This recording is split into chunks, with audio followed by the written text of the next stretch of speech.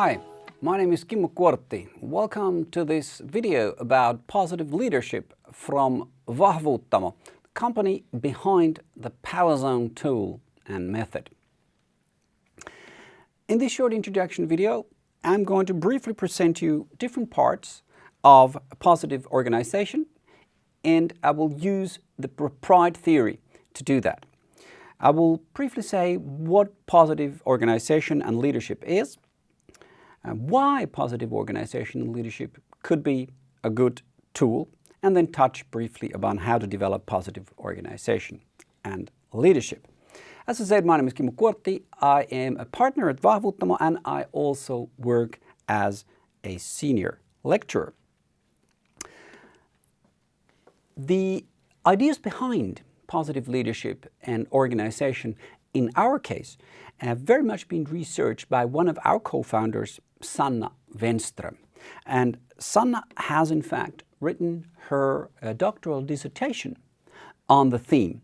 We have also published an article together with Sanna where we talk or write mainly about enthusiasm as a driving force in teachers' work. So they're talking in a school context. You will find these sources and other research readings also at the description of this video. So very briefly, first of all, what does positive leadership all in all mean? And positive leadership, first of all, we can have two sides. We have the individual level and then the organizational level. When we talk about positive leadership, an important concept here is also thriving at work. Positive leadership is closely connected to thriving at work. And thriving at work has obvious benefits that have also been proven by research.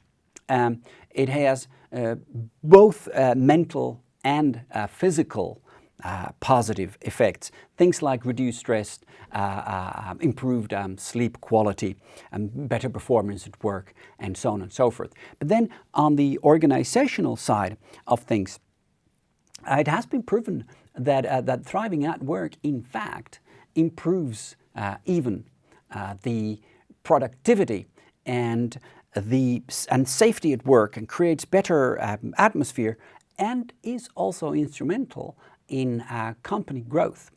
So those are some of the benefits of positive leadership and how it is linked to thriving at work.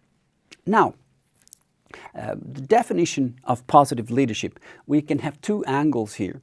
First of all, according to Blanche and others, for instance, positive leadership can be seen as an umbrella term for different forms of positive leadership.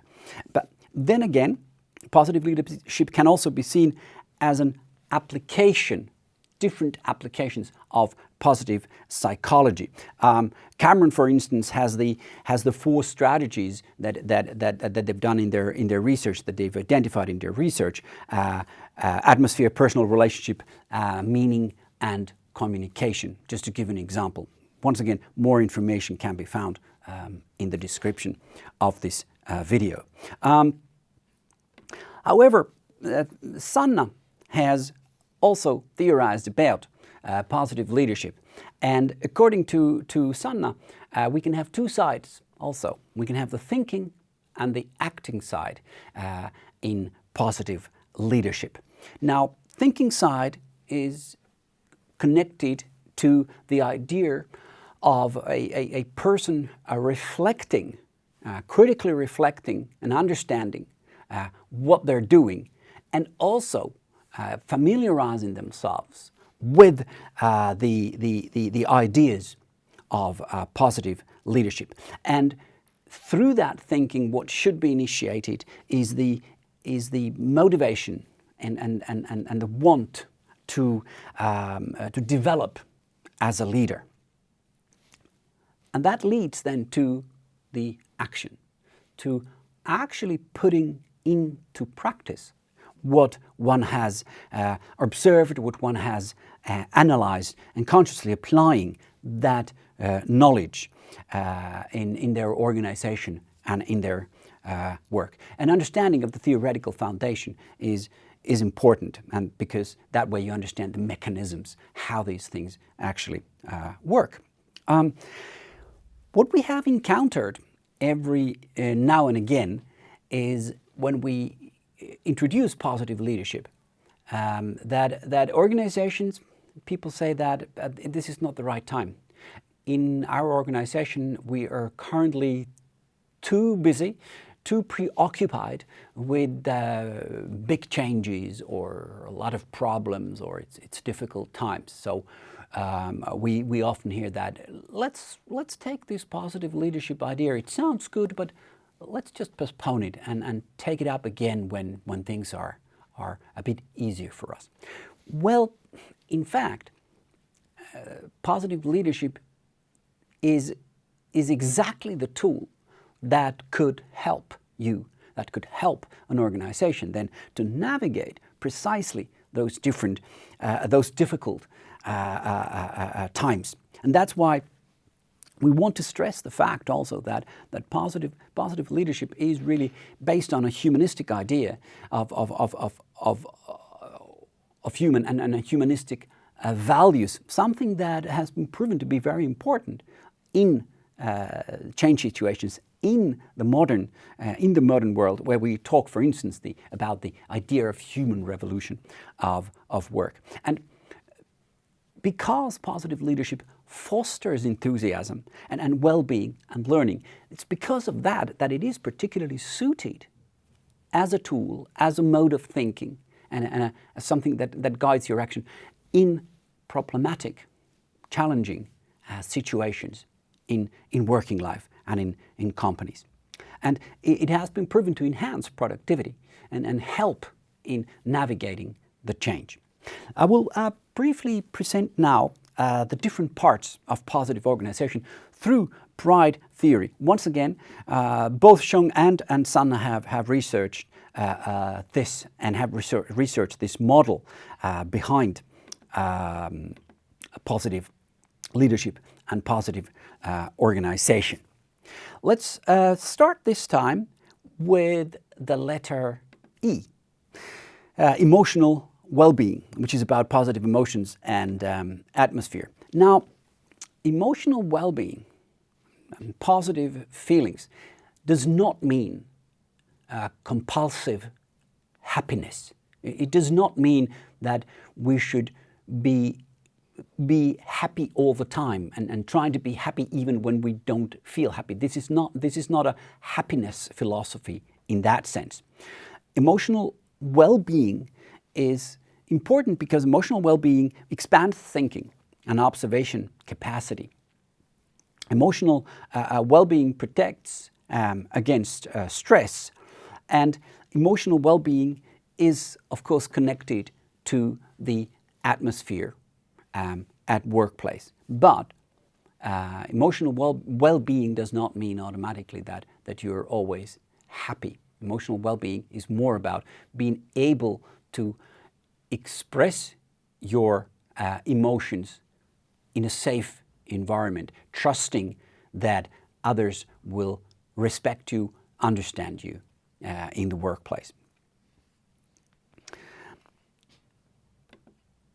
And that relates also to another of the Pride letters, relationship enactment, which is about communication and cooperation.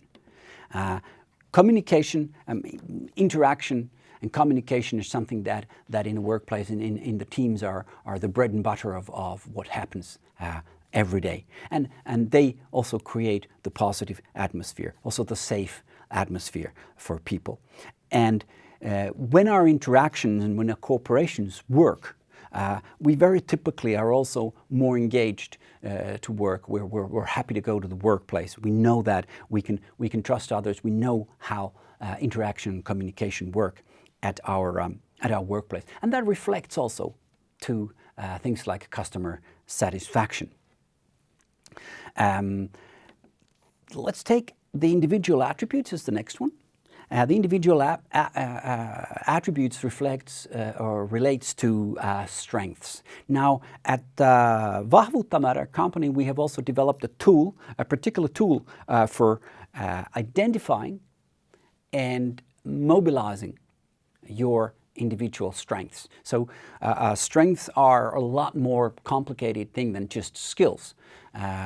If you check out our other videos, you will find more about this part, about the broad definition of strengths and how that relates also to positive organization. The letter P in the Pride framework relates to positive practices. Positive practices are maybe my favorite part of the Pride theory, because positive practices relates to very concrete things. Our work practices, our routines, our work flows, our meeting routines, even some of our documents that we are supposed to use at work are all practices. And it is extremely important to observe whether they are positive practices. So positive practices support and foster the other areas of positive organization. That's the idea behind positive practices. So a positive practice can be something very, very simple. It can be an agreement to start every day with a gathering around a cup of coffee or tea at your office, at your organization. Or it can be a particularly clear set of instructions on carrying out some task at your work. And if it works, it is normally seen as a positive practice. I'll just go here a little bit deeper on this, the idea of practices and its relationship to what is underneath, if you like. So practices are the things that we can observe. They're visible, they're concrete, but they reflect values, they reflect norms and basic assumptions underneath. Things that are not necessarily always spelled out. But when you look at the practices which are above the surface, they tell you something about the values and the norms and the assumptions that exist in the organization. And a very important thing that practices also reflect is the trust, the inherent trust in the organization. So those were the 5 parts of positive organization. If you're interested in positive organization, if you're interested also in the Power Zone tool related to the individual attributes, please visit our website and write us an email if you're interested, and you will find all the links and all the material in the description below this video. Thank you.